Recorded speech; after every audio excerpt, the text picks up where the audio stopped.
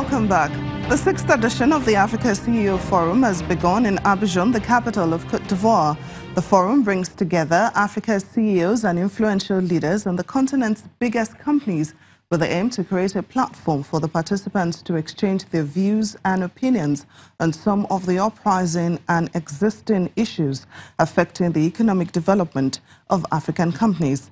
The theme for this year's forum is Shaping the Future of Africa, and Channel's business editor, Bosun Omofaye, sat with the president of the Africa CEO Forum, Ahmed Ahmed, as he speaks about the agenda of this year's meeting.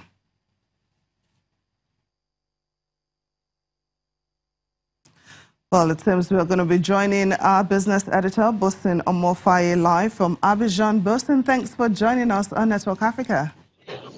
My pleasure, and good evening, Temitope. Now, this is the 6th edition of the Africa CEO Forum. For the first day, what makes this event different from the past 5 events that we've witnessed?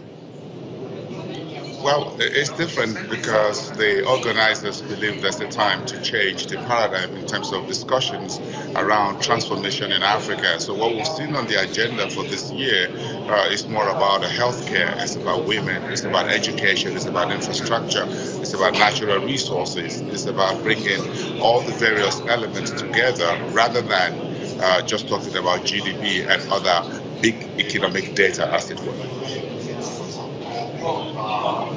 Shaping the Future of Africa. Now, what are participants looking forward to taking away from this forum?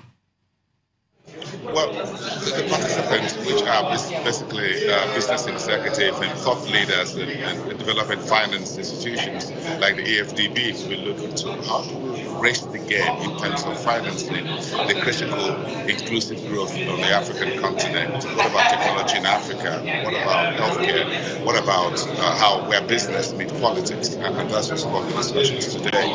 And tomorrow, the discussion about Nigeria, for instance, will be more about how did Nigeria exit the recession? What are the learning curve for the country? And that will be part of the conversation. So participants who are business executives are here to cross deals, for example. They're to meet new business partners. They're trying to look at what's happening in the global space and how they can take advantage of this to leverage what the Africa currently needs right now. Now, I understand that you spoke with the president of the forum, Ahmed Ahmed, before the forum began. Tell us about that discussion. Well, the organizers believe that there's a time to change the conversation into transformation, getting African leaders, in particular some of the emerging economies making headlines, Ethiopia, for example, Liberia, Zimbabwe coming out of Mugabe's era, Egypt, Morocco, for example, to leapfrog Africa. If you look at the current forecast for the continent in terms of the GDP, you find that in countries that are beginning to make headlines, Sierra Leone, for example, Senegal, Côte d'Ivoire, and a few other countries like Rwanda as well. So the conversation is changing, not just because of the big economies on the continent, Nigeria, South Africa, Ghana, and Kenya, but there are other smaller African countries where we're seeing change on the economic front, on the social economic front, on infrastructure space, in healthcare, in demography, that folks believe that look, this will be part of the way to go forward. There's an innovation in a number of places across Africa. We've seen some of that also happening in technological hub in Nigeria and in Ethiopia, in Kenya, in Tanzania, and other places as well. Well, our channel's business editor, Bosun Omofaye, thanks so much for joining us on Network Africa. The Swazi monarch, King Mzwati III, is turning 50, just like his country, next month, and he says his country is open for business in line with their development aspirations, called the 2022 Vision. The king of the landlocked country, rich in sugarcane, gold, diamond, coal, silicon, coal, was speaking with 11 diplomats who presented their letters of credence at his Lozita Palace at the weekend. About 500 Nigerians live in Swaziland today.